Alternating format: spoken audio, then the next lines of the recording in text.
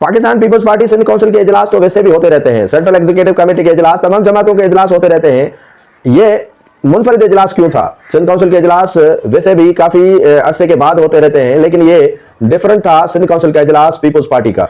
इस इजलास की सदारत बिलावल भुट्टो जरदारी ने की और इसी इजलास में जो सिंध काउंसिल के रुकन थे उन्होंने शिरकत की। बुजुर्ग रहनुमा भी थे, यूथ भी थी, खवातीन भी थे, और उसके अलावा जो पीपल्स पार्टी डिस्ट्रिक्ट के ओहदेदारान थे वो इसमें शरीक हुए। इजलास के जो मतन था वो अजीब व गरीब था।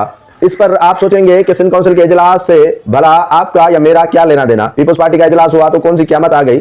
लेकिन इसमें जो अहम पॉइंट थी वो आपके सामने मैं रख रहा हूं कि पाकिस्तान पीपल्स पार्टी की क़यादत के गले में एक चीज अटकी हुई है और वो है कैनाल। रेस बड़े ने तो कैनालों के हवाले से काफी बयान दिए, लेकिन पीपल्स पार्टी के गले से ये तोक नहीं उतर रहा। जो पीपल्स पार्टी की क़यादत चाहते हुए भी या नहीं चाहते हुए भी दानिशा तौर पर या गैर दानिशा तौर पर उनके गले पड़ चुका है। पीटीआई भी, जिसका ज्यादातर ताल्लुक पंजाब से है, केपी से है, लेकिन इस मामले में वो सिंध के साथ खड़ी है।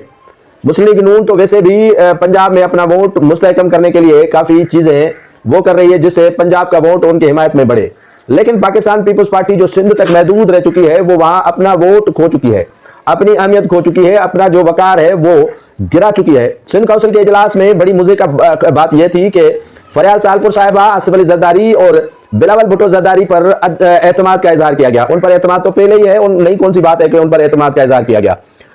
दूसरी बात यह थी कि कैनालों के खिलाफ हाथ ऊपर करवा कर जो है वो करारदाद इजलास से पास करवाई गई। अब इस बात पर हमें काफी खदोखाल नजर आए। जो बात हमें इस्लामाबाद वालों को पहुंचानी है या इस्लामाबाद में करनी है, वो ऐसे इजलासों में बातें करके बचकाना होने का मुजाहरा किया जा रहा है। पीपल्स पार्टी इतनी बड़ी जमात है और इतने बड़े लोग, इतनी बड़ी जमात के कायदीन, लीडरशिप, और आकर इसी जगह पर फंस जाते हैं कि सिंध काउंसिल के इजलास में करारदाद पास कर ली, देख लो हम तो कैनालों के खिलाफ है। सिंध असेंबली से करारदाद पास करवा ली, देख लो हम तो कैनालों के खिलाफ है।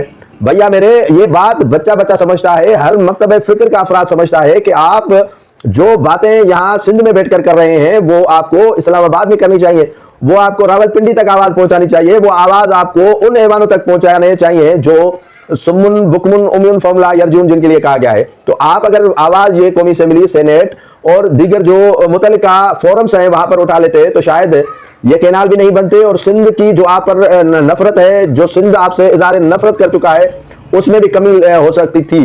पीटीआई ने अपना वोट सिक्योर कर लिया है, नून लीग ने अपना वोट सिक्योर कर लिया है, मुख्तलिफ मजहबी जमातों ने अपना वोट सिक्योर कर लिया है, लेकिन पीपल्स पार्टी तना खड़ी है। और पीपल्स पार्टी से जो कहते हैं कि मौसमी परिंदे, मौसमी मेंढक जो आज पीपल्स पार्टी के छतरी तले जमा है, वो कल को पीपल्स पार्टी के पास नहीं रहेंगे। ये बात आसिफ अली जरदारी के कोई ज़हन में, उम्र तो वैसे भी उनकी बड़ी हो गई है, शायद इनकी बात समझ में नहीं आए, लेकिन एक बात है कि जो मौसमी परिंदे आज उनके साथ हैं वो कल उनके साथ नहीं रहेंगे।